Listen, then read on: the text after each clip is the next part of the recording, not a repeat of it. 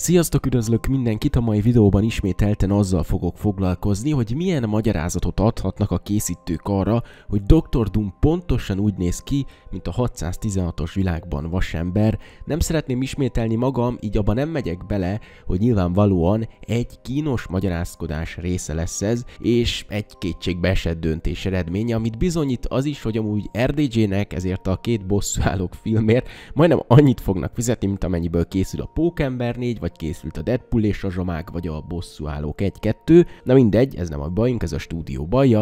A nézőket nyilván elsősorban az fogja érdekelni, hogy mivel fogják ezt majd indokolni, mert valahogy bele kell építeni a történetbe, és most egy Reddit teóriát fogok alapul venni ehhez, ami tűrhetőbb, mint az az elmélet, miszerint egy 17 éves Tonytól csorja majd el az arcát, de az állítólagos 17 éves Tony, vagy egy új Tony, az fontos szerepet játszik ebben a teóriában is, viszont ahogy az mostanában lenni szokott, most is szeretném így az elején figyelmetekbe ajánlani a Facebook csoportunkat. Ha szeretnétek elsők között értesülni a legfrissebb Marvel-es hírekről, vagy kibeszélni, megosztani teóriákat, pletykákat, híreket, vagy akármit, akkor mindenképpen csatlakozzatok, egy jó kis Marvel-es közösség alakult ki. Nagyon könnyen meg tudjátok tenni a csatlakozást, hogyha a leírásban lévő linkre kattintotok, vagy szimplán Facebookra beírjátok, hogy Marvel székház, elsők között kidobja, és be tudtok lépni. Várunk mindenkit sok szeretettel a Face csoportban és a Discord szerverünkön is,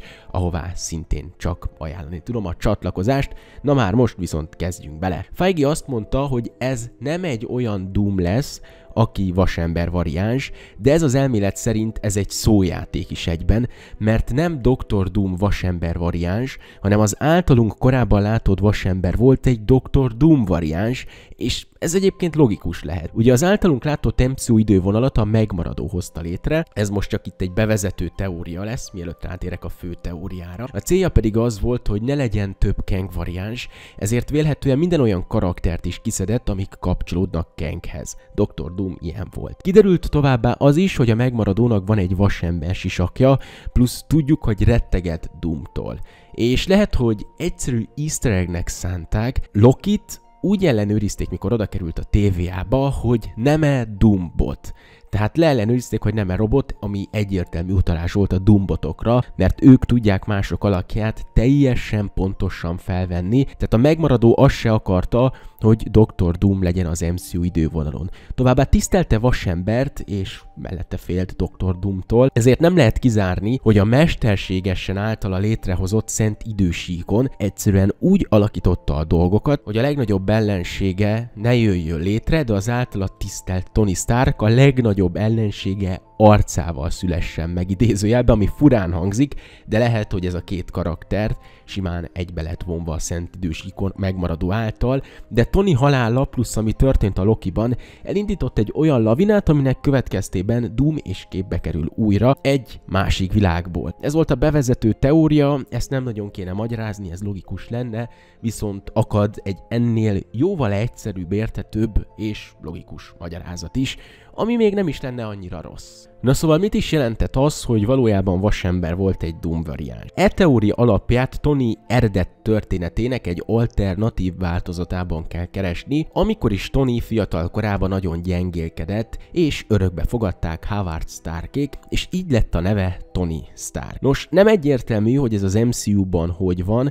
az Endgame-ben elvetették-e teória magvait, hiszen amit ott Howard mondott, hogy már terhes a felesége, az időben nem stimmelt azzal, amikor Tonynak kellett születnie, tehát lehet, hogy az MCU-ban is Tonyt örökbe fogadták, és így lett Tony Stark. A magyar Marvel videósok közül az akkor még működő Marvel Mania YouTube csatorna dolgozta fel ezt a teóriát, csak akkor ő még ezt nem Dr. Doommal kötötte össze, de mint most kiderülhet, az a teória nagyon is igaz volt, és akár tudatos utalás is lehetett. Nyilván akkor ezt még nem tudták, lehet, hogy akkor baki volt, de most ezt Russoék nagyon jól ki tudják javítani ezzel.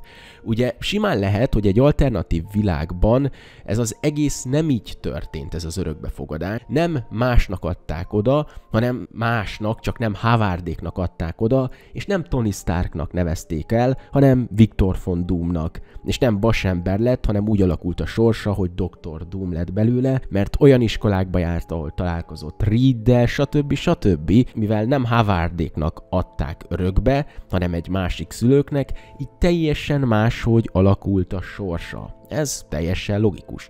Howardék igazi fia, akivel ott nem történik semmi, nem vetél el a felesége, hanem megszületik a fiú, ő lesz Tony Stark, aki pedig vasember lesz. Tehát az a fiú futja be azt a pályát, amit Tony futott volna be, ha Howardékhoz kerül. Lehet, hogy ő lesz a későbbiekben a Tom Cruise féle Superior Iron Man, és ez egy nagyon jól kis összeillő sztori lenne, vagy kiegészítésképpen Feige megoldaná ezzel a vasember kérdést is, hogy ne RDJ legyen vasember, hiszen abban a világban az RDJ féle karakter Victor Von Doom lett, valaki pedig Tony Stark. Egyébként ide is be lehet kapcsolni a megmaradót, mert simán lehet, hogy a megmaradó direkt úgy alakította, hogy Victor Von Doomot ne azok fogadják örökbe, mint a többi világba, hanem Howard fogadja örökbe, mert látta, hogy így Tony Stark lesz belőle, és módosította a szentidősékot úgy, hogy Victor Von Doomból legyen Tony Stark. Ez szerintem teljesen logikus döntés lenne, és hát a Secret Wars után lesz ugye egy soft reboot, és nyilvánvalóan kell találni egy új vasembert,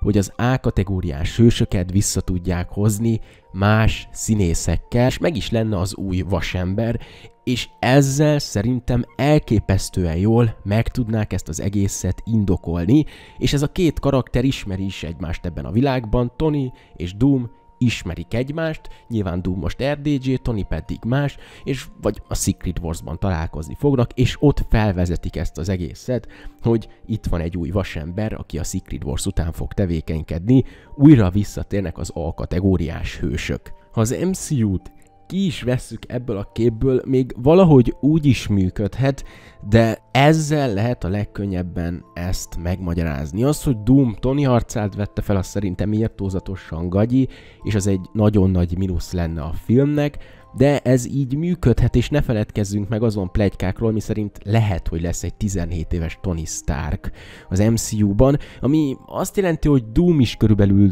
17 éves fiatal, így ez nem működik, hiszen nyilván Doomnak és Tonynak nagyjából egykorúnak kell lennie, hogyha ezen megoldáshoz nyúlnak, mert Doomot örökbe fogadják, és Tony pedig megszületik nagyjából egy időben, így nagyjából egykorúak kell, hogy legyenek, tehát ez a 17 éves Tony nem biztos, hogy kapcsolódni fog ide, és hát az is kérdéses, hogy egyáltalán ez a két karakter ugyanabból a világból fog-e származni, mint a Fantasztikus 4-es. Én hajlok afelé, hogy igen, és minthogyha a pletykák is erről számolnának be, de legkorábban ezt majd a második tréler idején fogjuk megtudni. Én továbbra is azon az állásponton vagyok, hogy a második trélerben lelőhetik Dr. Doomot, logikus lenne. Annyi biztos ezzel az egésszel kapcsolatban, hogy valamilyen magyarázatot fognak erre adni, ezt nagyon sok videóban elmondtam. Szerintem ennél jobbat nem kéne, ez egy működő és egy jó magyarázat is, de kommentbe írjátok le, hogy ti mit gondoltok erről, vagy hogyha nektek más elméletetek van erre, akkor nyugodtan az is jöhet, ha olyan jó, akkor még videó is készülhet róla. Ha ez a videó tetszett nektek, akkor nyomjatok egy lájkot, iratkozzatok fel és nyomjátok be a csengőt is, hogy értesítést kapjatok a jövőbeli videókról. Ha szeretnétek pár tartalmat, 7, 8-at, 10-et megnézni előre, akkor csatlakozzatok a tagok közé. Köszönöm szépen mindenkinek a figyelmet, további szép napot, sziasztok!